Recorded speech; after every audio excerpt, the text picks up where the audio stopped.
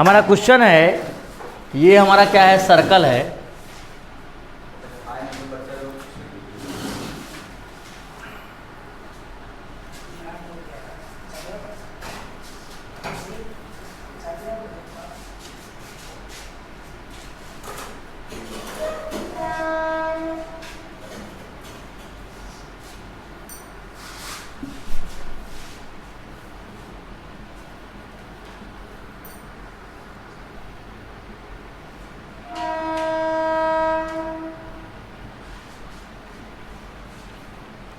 देखिए क्वेश्चन में angle c a b 75 degree, angle c a b 75 degree. Question में बोल रहा है कि एंगल सी ए बी कितना है, 75 डिग्री है, और बोल रहा है कि एंगल सी बी ए कितना है, 50 डिग्री।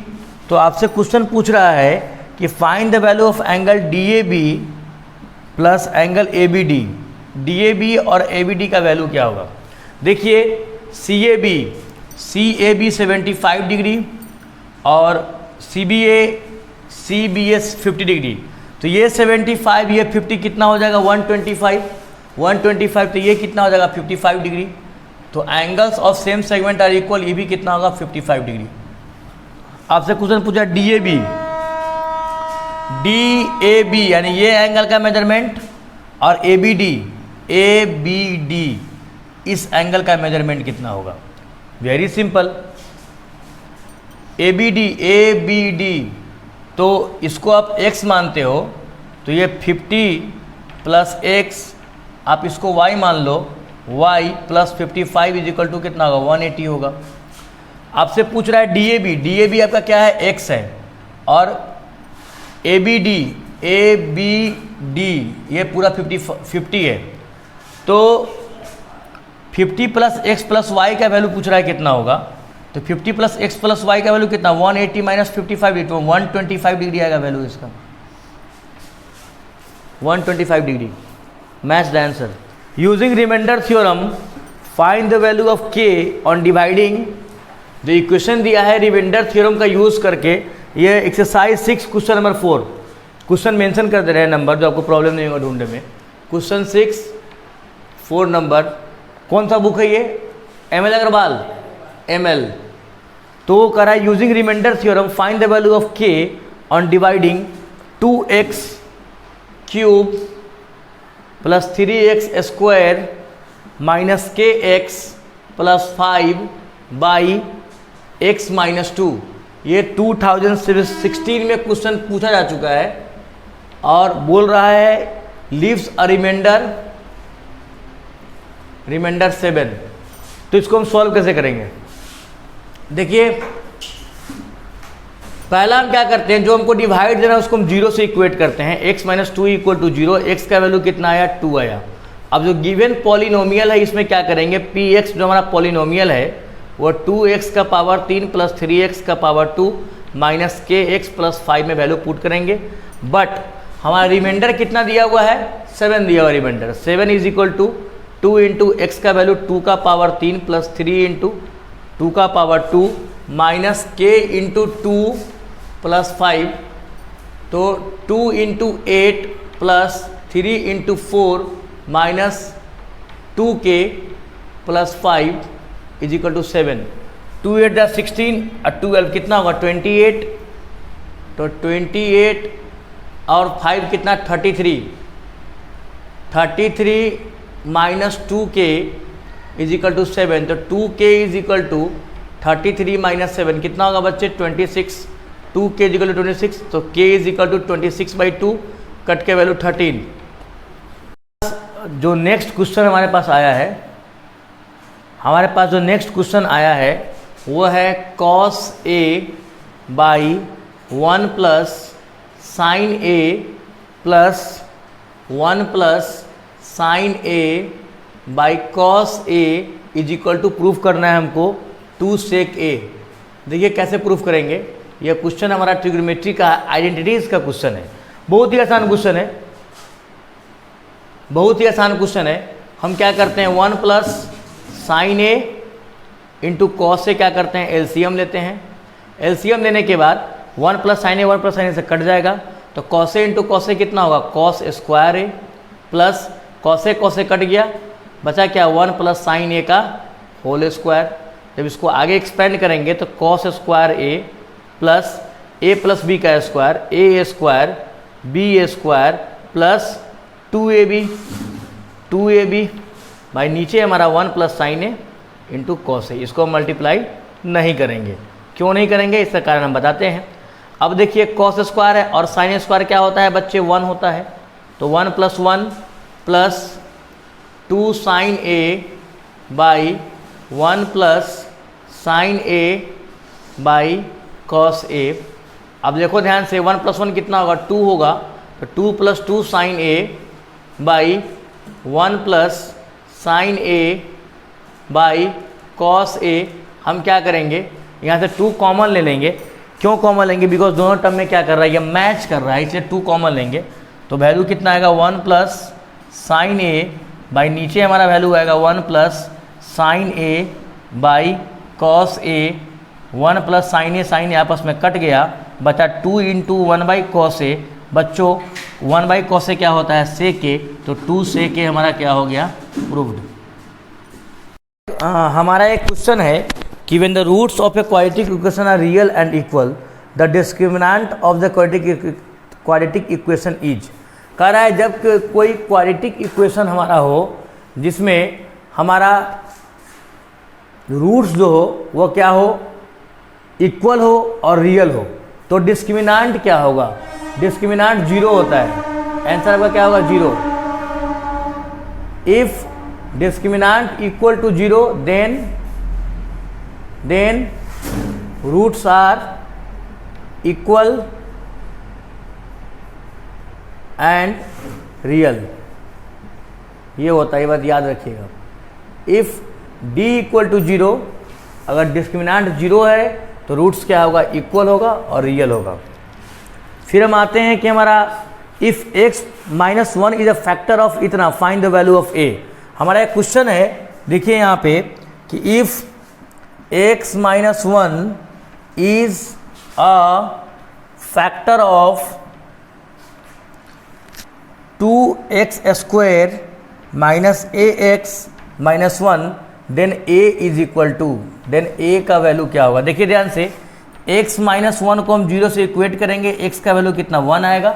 इसको हम जो गिवन इक्वेशन में पुट कर देंगे, तो 2 इंटू 1 का स्क्वायर माइनस ax, तो a into 1 minus 1 is equal to 0 है ना। अब ये 2 हो जाएगा वैल्यू, माइनस a हो जाएगा माइनस 1 इज इक्वल टू 0।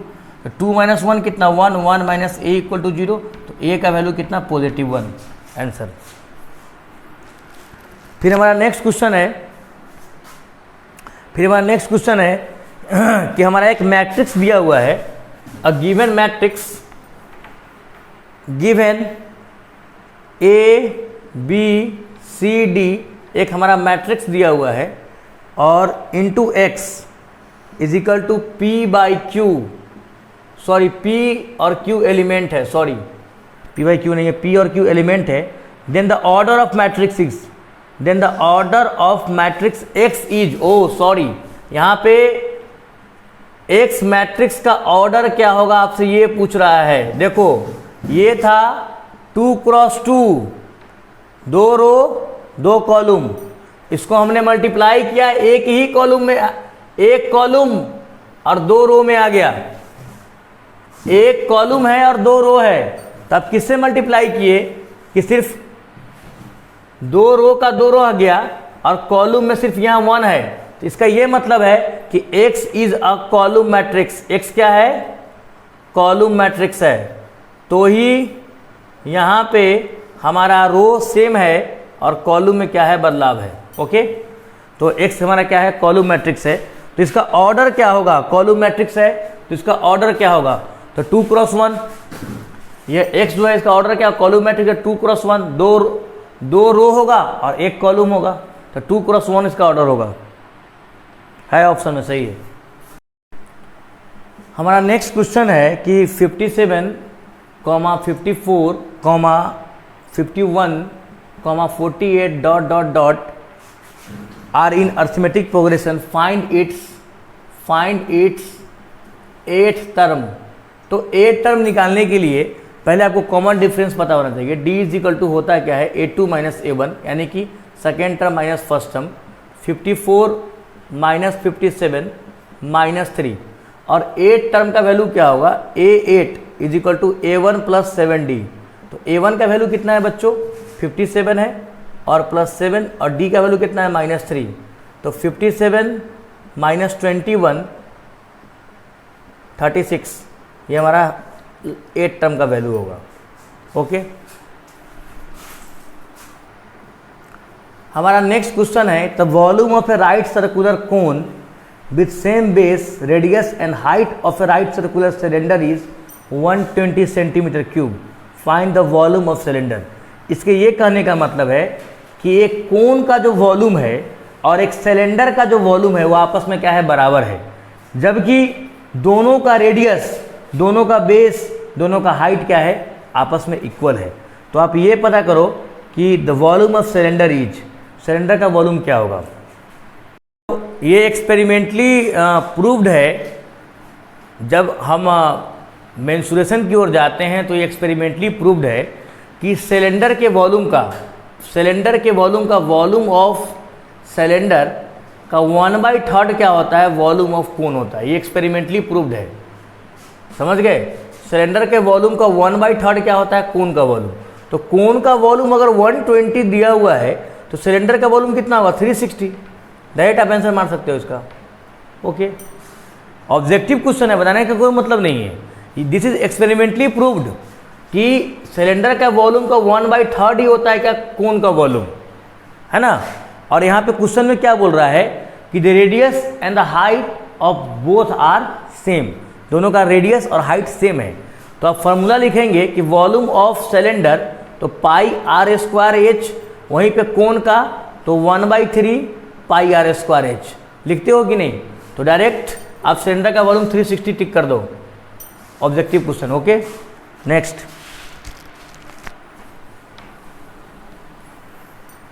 हमारा एक क्वेश्चन है कि 3,9, m, 81 and n are in continued proportion. पहला बात आपको ये कंसीडर करना होगा बच्चे कि जैसे कि a, b, c continued proportion में होता है, तो आप इसको लिखते हो a/b प्रोपोर्शन b/c।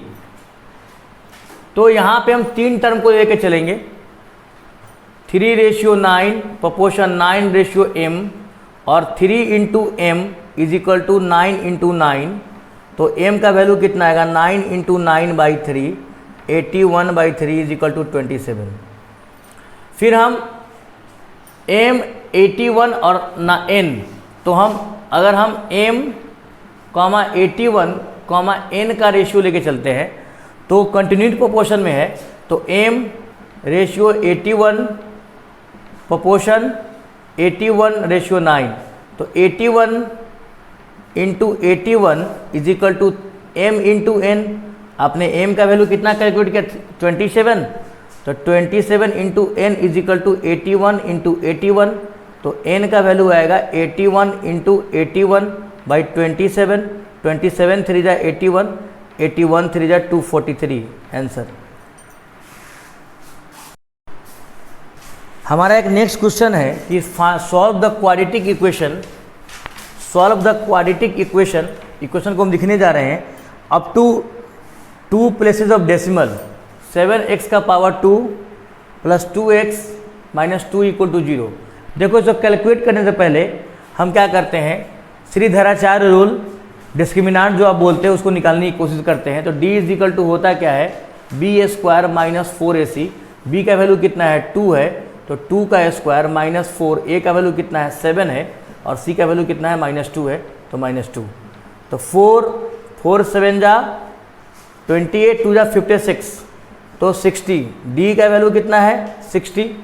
तो अल्फा इज इक्वल टू क्या होता है, -b प्लस √d/2a।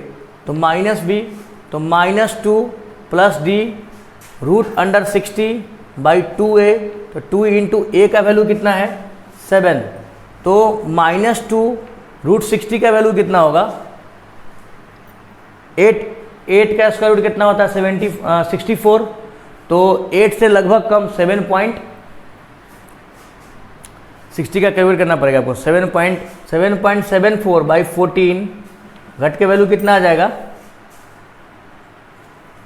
5.74 बाई 14। आप इसको डिवाइड कर दो, अल्फा का वैल्यू आ गया। बीटा का वैल्यू क्या होता है, तो minus b minus root d by 2a, तो -2 माइनस 7.74 बाई 2 इंटू कितना है, ए का वैल्यू 7, तो -9.74 बाई 14। अब डिवाइड कर दो, आंसर आ जाएगा। Root under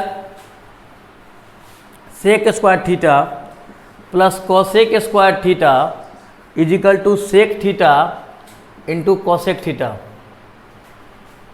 root under sec square तो 1 बाई कॉस स्क्वायर और कॉसेक स्क्वायर तो 1 बाई साइन स्क्वायर। फिर रूट अंडर हम एलसीएम लेंगे यहाँ पे, cos square into sine square theta, तो वैल्यू कॉस स्क्वायर कट गया, यहाँ पे कितना आएगा साइन स्क्वायर थीटा, यहाँ पे कितना आएगा cos square theta. Root under 1 by cos square theta into sine square theta. 1 square root से ये रूट कट गया, बचा क्या 1 by cos theta into sine theta, तो 1 by cos theta into 1 by sine theta.